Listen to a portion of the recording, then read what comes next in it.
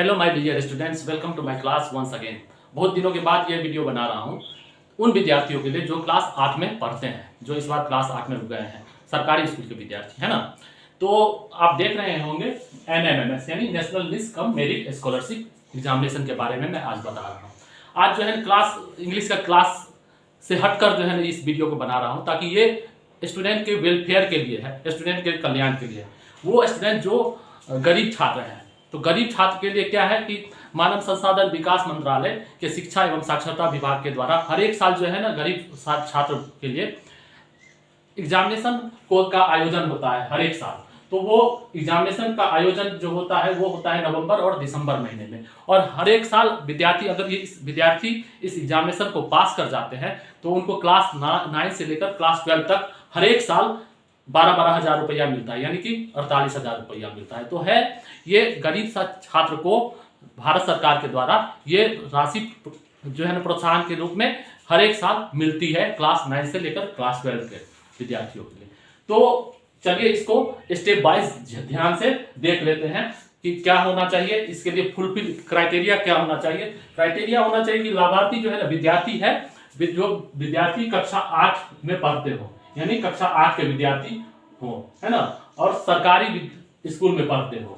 परीक्षा फॉर्म का भरा जाना है ना, तो परीक्षा फॉर्म किस महीने भरे जाते हैं, तो परीक्षा फॉर्म जो है ना सितंबर और अक्टूबर महीने में भरा जाता है, इसको ध्यान में रखना है। परीक्षा का आयोजन कब होता है, तो परीक्षा का आयोजन होता है नवंबर और दिसंबर महीने में। परीक्षा का आयोजन नवंबर और दिसंबर महीने में होता है। तो इस आवेदन को कौन भर सकता है, तो इस आवेदन को भरने वाला कौन कौन भर सकता है, तो आवेदनकर्ता जो है ना भारत का मूल निवासी हो। आवेदनकर्ता क्या हो, भारत का मूल निवासी होना चाहिए। और वर्ग 7 में कम से कम 50% अंक उसको आना चाहिए, यानी वर्ग 7 में उसको कम से कम कितना प्रतिशत अंक आना चाहिए, 50% अंक आना चाहिए। और किसी सरकारी विद्यालय में अध्ययनरत हो, वो विद्यार्थी क्या होना चाहिए, सरकारी विद्यालय में ही अध्ययनरत होना चाहिए। और पारिवारिक आय क्या होना चाहिए, 1.5 लाख से अधिक न हो। परिवार की वार्षिक आय क्या हो, 1.5 लाख से अधिक नहीं होना चाहिए। अच्छा, छात्रवृत्ति कितनी मिलती है, तो छात्रवृत्ति जैसा मैंने पहले बताया कि ये छात्रवृत्ति जो है ना 12,000 रुपए मिलती है कक्षा 9 से 12 तक, जो विद्यार्थी इस एग्जामिनेशन को क्वालिफाई कर जाते हैं इस एग्जामिनेशन को। अब देख लेंगे कि NMMS का सिलेबस क्या है। तो NMMS का सिलेबस है जो विद्यार्थी कक्षा 7 में जो सब्जेक्ट पढ़े हैं वही NMMS का सिलेबस है। फिर भी ध्यान से देखेंगे, NMMS का सिलेबस है विज्ञान है, सामाजिक विज्ञान है, अंग्रेजी है, गणित, हिंदी, गणित, मानसिक योग्यता। NMMS का सिलेबस क्या है, विज्ञान, सामाजिक विज्ञान, अंग्रेजी, हिंदी, गणित, मानसिक योग्यता। ठीक है, तो जो विद्यार्थी कक्षा 7 से 8 में आए हो तो कक्षा 7 के जो है ना पढ़े होंगे विज्ञान, सामाजिक विज्ञान, अंग्रेजी, हिंदी, गणित, है ना, इसी से क्वेश्चन आएंगे। और मानसिक योग्यता रीजनिंग हो गया, तो रीजनिंग से आएगा।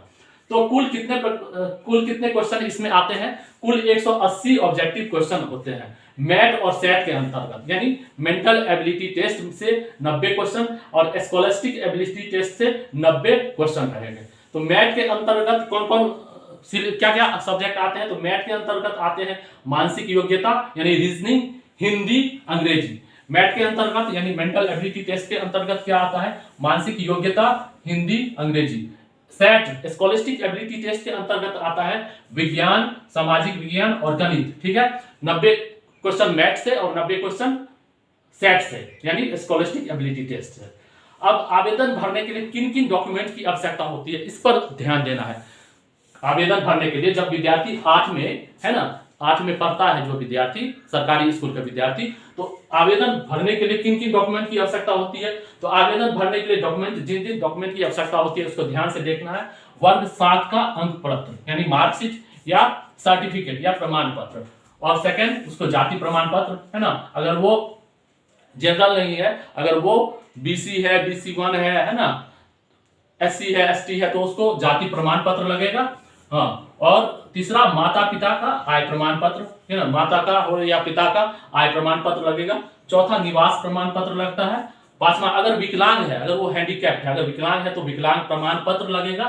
ठीक, आधार कार्ड लगेगा, मोबाइल नंबर लगेगा, मोबाइल नंबर, ईमेल ID होना चाहिए, पासपोर्ट साइज फोटो होना चाहिए और बैंक अकाउंट नंबर ये होना चाहिए। तो ये आवेदन भरते समय ये विद्यार्थी को लगने वाले डॉक्यूमेंट हैं, तो इसको तैयार कर लेंगे। एक बार फिर मैं बताना चाहूंगा कि ये परीक्षा फॉर्म कब किस महीना भरा जाता है, सितंबर और अक्टूबर महीना में, और परीक्षा का आयोजन होता है नवंबर और दिसंबर महीने में। तो आज मेरा क्लास से हटकर ये वीडियो इसीलिए था कि जो विद्यार्थी कक्षा 8 में पढ़ते हो, जो गरीब छात्र हो, जिसकी पारिवारिक आय, जिसकी सालाना आय जो है ना 1.5 लाख से कम हो, तो मानव संसाधन विकास मंत्रालय के शिक्षा और साक्षरता विभाग के द्वारा जो परीक्षा आयोजित होती है वो उन गरीब विद्यार्थियों के लिए ही आयोजित होती है, ताकि वो उनको क्लास 9 से लेकर क्लास 12 तक राशि का आर्थिक सहायता का प्रोत्साहन सरकार से मिले। और कम से कम ये राशि जो है हर एक साल 12,000 मिलती है और 4 साल में 48,000 मिलती है। तो जरूर भरेंगे सितंबर और अक्टूबर महीने में, और इसका आयोजन होगा नवंबर और दिसंबर में। तो आज के लिए बस इतना ही। मुझको उम्मीद है कि स्टूडेंट को समझ में आया होगा। और ये राशि अगर जो विद्यार्थी पास कर जाते हैं ये NMMS एग्जामिनेशन, तो उनको क्लास 9 से 12 में जो राशि मिलती है तो वो कैसे मिलती है, तो उसके बारे में मैं फिर एक वीडियो बनाऊंगा, तो उसको देखना है। और इसी प्रकार जो है ना मेरे क्लास को फॉलो करें। मेरा क्लास एक्चुअली है इंग्लिश का, लेकिन मुझको लगा ये वीडियो बनाना चाहिए तो मैंने बनाया। इसीलिए आज के लिए बस इतना ही। बहुत बहुत धन्यवाद।